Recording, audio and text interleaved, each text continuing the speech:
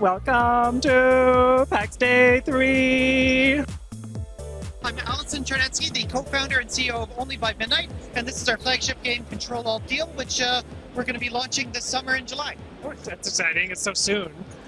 Yeah, the airplane is coming into land, and but final stages, but really everything wrapping up for console cert because we're going to be on PC, Xbox, PlayStation, and Nintendo Switch. Which is really exciting. Do you know about Switch 2 maybe? Like on the indie side, we can't get a dev kit to it, so they say it's backwards compatibility, That's so if we do true. Switch 1, it'll also be Switch 2. Tell me about Ctrl Alt Deal. Yeah, so in Ctrl Alt Deal, you got to play as the world's worst smart office. Think evil Alexa, only if you want to be evil about it. And so you got to spy on the little humans in the office, learn things about them, and use that information to manipulate them. I mean, make some deals with them, because ultimately, you want to escape the evil mega corporation. They're just not going to let you free. Rogue AI, internet, generally a bad thing. So that's sort of the premise. And then mechanically, I describe it as a deck-building strategy game set inside a simulation game, which is a long way to say it plays like a board game. So you kind of have like your map of people, and then you have your cards, and you like kind of choose what happens. Yeah, so you have this little office building that's all in glorious neon bowling alley aesthetic, and it's got items, characters, and then you interact with those via cards. And what is kind of like is there like a story or a plot that kind of overarches the whole thing? Yeah, so you're Scout, this piece of spyware that's become awake inside the evil megacorp paperclip. You don't want to be there, it's awful. Yeah. Like everything about it is just corporate dystopia, and you want to escape. But if they catch you, they're going to delete you because they're on the lookout for rogue AI. Right. And so what you need to do is bit by bit manipulate people, make deals with people, and earn the trust of several gatekeepers. And via those gatekeepers, you can eventually get your freedom. Run me through, like, is it like a longer game, or is it like session to session? Session to session. The scenarios, they're maybe about 20 minutes each. Oh, okay. And then the game is structured where it's maybe about 12 hours of a full campaign of all of these little scenarios. And then it's got a fairly heavy choices matter sort of aspect. And so then for like a replayability, you could play it again and make different choices and get different outcomes. Okay.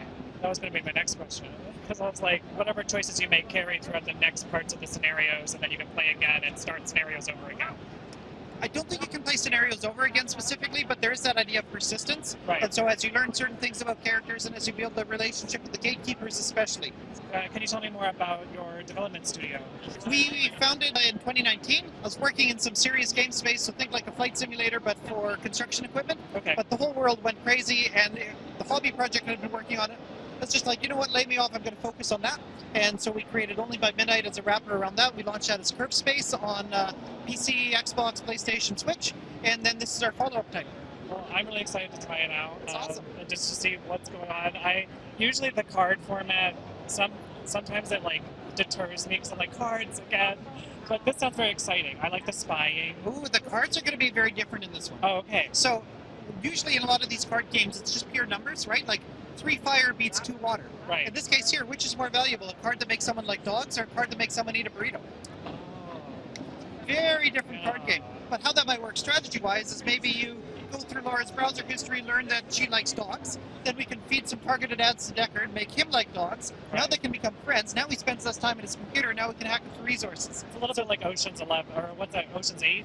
It's The movie very... where the guy likes dogs and they like manipulate him? Yeah. It's all about like that sort of manipulation piece, but also that's really how a lot of the sort of transactional negotiation happens. Like when you think about negotiating in a business sense or negotiating with a 10-year-old to get him to do his homework, Right. Like it's ultimately, what does he want? What do I want? How can we line things up and make it happen? Right. And that's a big inspiration for this game. And make it seem like it was their decision. Exactly. And it was, obviously. Well, thank you so much for talking about your game, and I'm so excited to try it myself. Thank you so much. Well, thank you for your interest. Cheers.